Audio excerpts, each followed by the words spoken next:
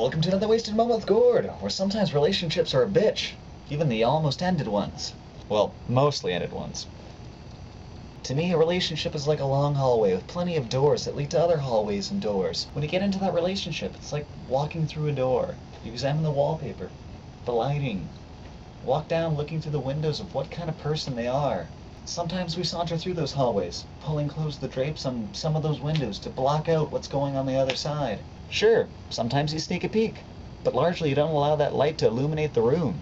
But no matter what, that relationship is still a hallway, which means it has a beginning and an end. And at the end of that hallway, there's an open door, ready and waiting for you to jump out.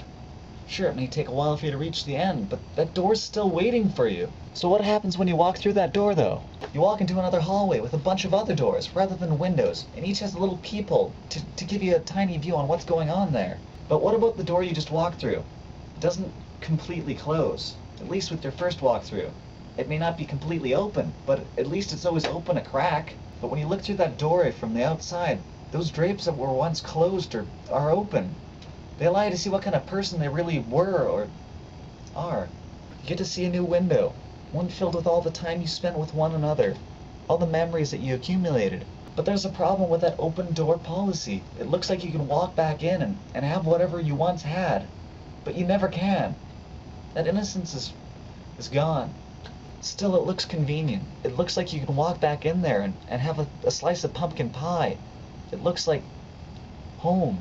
You cling to the chance of what you had once, even if that means just staying there, rather than moving forward. So sometimes when I walk through a door, I want it slammed shut right behind me. When I look back through that keyhole or peephole, I can see everything that I need. I can see there's no way to get back in that room, so that I should move on to the next one, rather than trying to fix this one. And if I need to talk, I can always talk through the door. That way, you can find out where it all went wrong. So for the next one, you can avoid that pitfall. But they also say ending a relationship has a similar effect on someone as death. Perhaps a slow death, where it's not only painful for the person dying, but those around them. I guess that's like slowly closing a door, but leaving it open a crack. Like peeling off of a Band-Aid almost completely, but giving up when it's just about to come off. There's no need for a blood-crusted Band-Aid to be hanging around. Then again, if people are drawn to relationships that satisfy their own desires, in a way you're also drawn to a relationship that will end in a way to satisfy some part of you.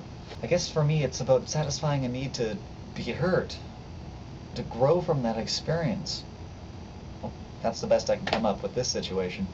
The best way to get over being hurt is to talk to the person that wounded you. Sure, I may have tried to close the door, but that's only because you were a million miles away.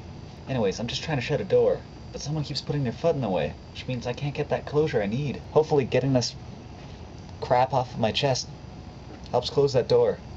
I should go back to making top 10 lists.